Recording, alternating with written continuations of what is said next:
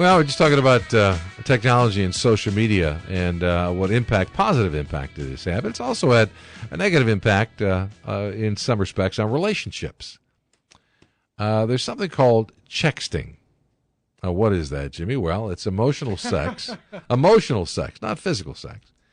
And it occurs when someone who is chatting, and that becomes emotional sex and cheating, either online or text messaging, whatever it might be. And it's an ongoing problem. Here to talk about it is Dr. Kate Campbell. She's a marriage and family therapist. She's the owner and director of Bayview Therapeutic Services in Fort Lauderdale. You can follow her on Twitter at Dr. Kate Campbell. All right? Kate spelled with a K, Campbell with a C. Good morning to you, Doctor. Thanks for joining us. Good morning, Jimmy and Manny. How are you guys? We're doing pretty well. How widespread of a problem is this? You know, in my Fort Lauderdale practice, I see a lot of couples struggling with all kinds of infidelity, and whether it's physical or sexual or emotional or more technological via social media and texting, as you guys referred to, Chexting, also online chat rooms, etc. Infidelity is really the ultimate betrayal in relationships. People... Oh, go ahead. Yeah, no, go ahead. I'm sorry. Go ahead. I was going to say, since people are now using text as their primary mode of communication, the cheating via texting is becoming much more problematic.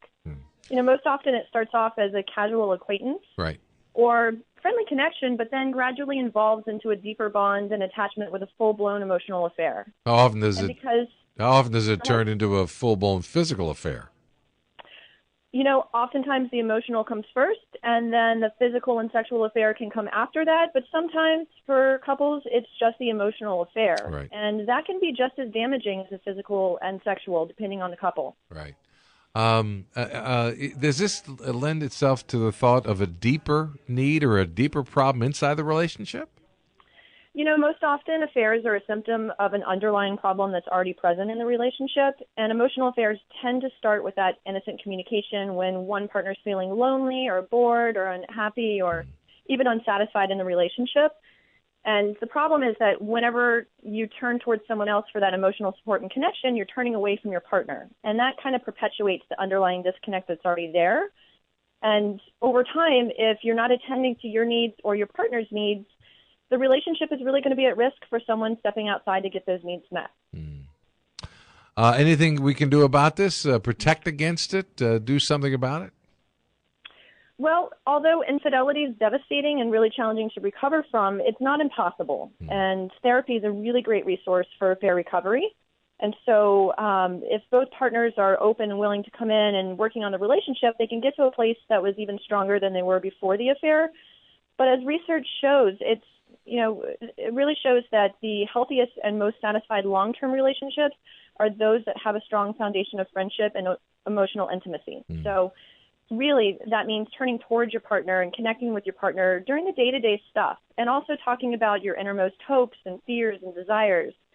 So for those couples that have their partner as their best friends, they're going to be best at affair-proofing their relationship. Dr. Kate, we only have about 30 seconds left. I know that these types of emotional relationships are viewed very differently by men than they are by women. They're a lot less painful for men, a lot more for women, right? Yeah, that's what studies show. But what I find in my practice is that it's unique for each partner and each couple. And if you really want to know whether something's crossing the line into that cheating territory, ask your partner.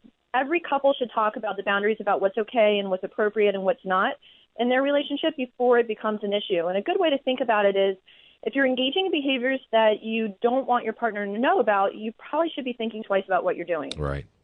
Dr. Kate Campbell is a marriage and family therapist. She's the owner and director of Bayview Therapeutic Services in Fort Lauderdale. Doctor, thanks so much. Thanks for having me, guys. Have a great day. Nice talking to you.